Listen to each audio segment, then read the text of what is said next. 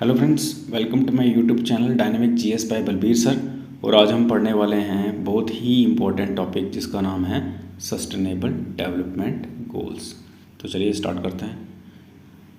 जो sustainable development goals का जो एजेंडा था, इसको सभी मेंबर्स जो थे यूएन के, उन्होंने एक्सेप्ट किया था 2012 में Rio de Janeiro council meet में। और इसका मेन एम क्या था? हेल्दी और डेवलप्ड फ्यूचर जो है प्लैनेट का और इसके लोगों का, वो प्रमोट करना। तो 2015 में जब इन गोल्स को इम्प्लीमेंट किया गया, किसके बाद सक्सेसफुल 15 ईयर प्लान जो था डेवलपमेंट का, जिसको हम बोलते हैं MDGs, यानी कि मिलेनियम डेवलपमेंट गोल्स, जो कि 15 साल का अपना टाइम पीरियड इनका ख़त्म हो गया था। उसके बाद ही SDGs को इम्प्लीमेंट किया गया था। ठीक है, तो सस्टेनेबल डेवलपमेंट गोल्स जो हैं ये 17 पॉइंटर टारगेट्स हैं। ठीक है, तो ये जितनी भी कंट्रीज़ हैं, जो भी मेंबर्स हैं ये UN के, इन्होंने एग्री किया कि ये काम करेंगे इसके ऊपर, ताकि अपनी कंट्री का जो है बेटर फ्यूचर हो, यानी कि इन्वायरमेंट पॉइंट ऑफ व्यू से।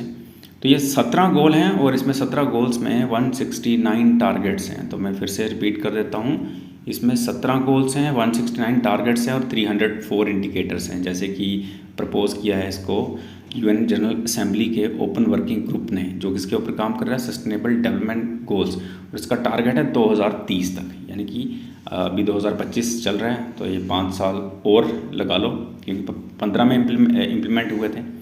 तो नेगोशिएशन के बाद एजेंडा टाइटल किया गया था ट्रांसफॉर्मिंग आवर वर्ल्ड, यानी कि 2030 का जो एजेंडा है सस्टेनेबल डेवलपमेंट का, ये अडॉप्ट किया गया था UN सस्टेनेबल डेवलपमेंट समिट में। तो ये जो SDGs है, जिसको हम सस्टेनेबल डेवलपमेंट गोल बोलते हैं, ये आउटकम है किसका? Rio+20 कॉन्फ्रेंस जो 2012 में हुई थी रियो में। और ये नॉन बाइंडिंग डॉक्यूमेंट है, यानी कि किसी के ऊपर बाइंडिंग, यानी कि कोई टर्म्स एंड कंडीशन लागू नहीं होते किसी इंडिविजुअल कंट्री पे। अभी हम बात करेंगे ये 17 गोल्स हैं क्या बेसिकली। पहला नंबर तो पॉवर्टी के ऊपर इन्होंने डिस्कस किया है कि पॉवर्टी को ही ख़त्म करना है, जैसे भी फॉर्म में एग्जिस्ट करती है हर जगह से, पूरे वर्ल्ड से। उसके बाद ज़ीरो हंगर, यानी कि भूख भी ख़त्म करनी, यानी कि कोई भी बंदा भूखा ना रहे, तो हंगर को ख़त्म करना, एग्रीकल्चर को प्रमोट करना और फूड हर एक आदमी के लिए प्रोवाइड करना। अब गुड हेल्थ और वेलबींग के लिए तो इंश्योर करना कि हेल्थ और सभी की ठीक हो, और प्रोवाइड करना केयर हर एक इंसान के लिए। इधर एज मैटर नहीं करती, कितने साल का है। उसके बाद क्वालिटी एजुकेशन, इंश्योर करना कि क्वालिटी एजुकेशन जो कि इक्विटेबल हो, यानी कि सभी की रीच के अंदर हो और इंक्लूसिव हो। ये ना हो कि कोई मतलब गरीब जो है रह जाए, या कोई डिसएडवांटेज सेक्शन का कोई मेंबर है वो रह ना जाए। ठीक है, उसके बाद हम बात करें, 5वां गोल इसका है जेंडर इक्वालिटी। तो जेंडर इक्वालिटी में इरेडिकेट करना जेंडर बेस्ड डिस्क्रिमिनेशन, चाहे वो ट्रांसजेंडर ही क्यों ना हो, मेल फीमेल कोई मैटर नहीं करता, कोई डिस्क्रिमिनेशन नहीं चलेगी। और एम्पावर करना किसको? वुमेन को। ठीक है, उसके बाद 6th गोल इसका क्या था? क्लीन वाटर और सैनिटेशन, ये इंश्योर करना और डेवलप करना एप्रोप्रिएट वाटर सप्लाई और वेस्ट डिस्पोजल सिस्टम को। और साथ में 7वां गोल क्या था इसका? एफोर्डेबल और क्लीन एनर्जी, यानी कि प्रोवाइड करना एक्सेस एफोर्डेबल, रिलायबल और मॉडर्न एनर्जी, यानी कि जिसमें पोल्यूशन कम हो। उसके बाद 8वां गोल डिस्कस करें तो डिसेंट वर्क और इकोनॉमिक ग्रोथ, यानी कि कांस्टेंट और इंक्लूसिव एनहेंसमेंट इकोनॉमिक एक्टिविटीज़ की, ये इसका, यानी कि कोई भी अगर काम हो तो वो किसके मुताबिक हो? क्वालिफिकेशन के मुताबिक। डिसेंट वर्क हो, जिसमें कोई ज़्यादा एक्सप्लॉयटेशन ना हो। ठीक है, बिल्कुल भी एक्सप्लॉयटेशन नहीं हो, और इकोनॉमिक ग्रोथ के साथ कॉम्प्रोमाइज़ ना हो। 9th industry, innovation and infrastructure, यानी कि रिजिलियंट इंफ्रास्ट्रक्चर जो है डेवलप करना और एनहांस करना क्रिएटिविटी, यानी कि टैलेंट को प्रमोट करना। इनइक्वालिटीज़ को कम करना, जो डिस्क्रिमिनेशन चल रही है उसको ख़त्म करना, ब्रिज करना गैप गरीब और अमीर के बीच में, डिक्रीज़ करना और रेडिकेट करना इनइक्वालिटीज़ जो सोसाइटी में एग्जिस्ट कर रही हैं, चाहे सोसाइटी में है ईस्ट या वेस्ट की, कुछ भी, तो वो ख़त्म करनी। उसके बाद सस्टेनेबल सिटीज़ और कम्युनिटीज़, सिटीज़ को डेवलप करना और कम्युनिटीज़ को, और जो इंक्लूसिव हों, सेफ हों, रिजिलियंट और सस्टेनेबल हों। ठीक है, ऐसी सिटीज़ और कम्युनिटीज़ को डेवलप करना। आगे हम बात करें रिस्पॉन्सिबल कंजप्शन और प्रोडक्शन, यानी कि ऐसे जो पैटर्न्स हैं कंजप्शन के उनको प्रमोट करना और प्रोडक्शन को जो सस्टेनेबल हो, यानी कि ज़्यादा देर तक यानी कि इन्वायरमेंट के साथ कॉम्प्रोमाइज़ ना करें।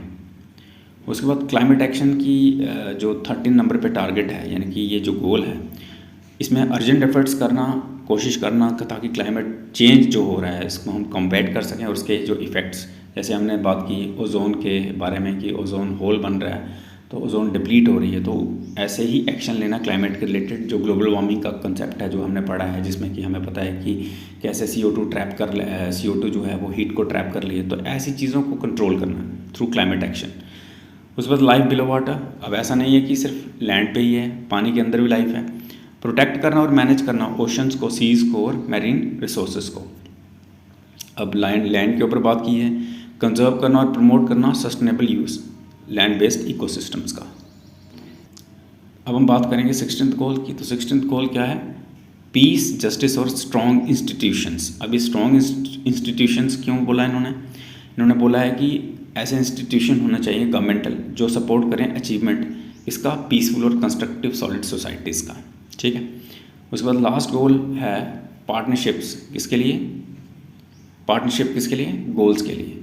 यानी कि यहाँ पे रिवैम्प करना और स्ट्रेंथन करना ग्लोबल पार्टनरशिप्स, पूरे वर्ल्ड के लेवल पे पार्टनरशिप्स को स्ट्रेंथन करना ताकि हम सस्टेनेबल डेवलपमेंट के जो गोल्स हैं उनको अचीव कर सकें। तो चलिए अगर हम बात करें आगे इंपॉर्टेंस ऑफ SDGs, तो इनकी गोल्स जो सस्टेनेबल डेवलपमेंट गोल्स जो हैं तो बहुत इंपॉर्टेंट हैं।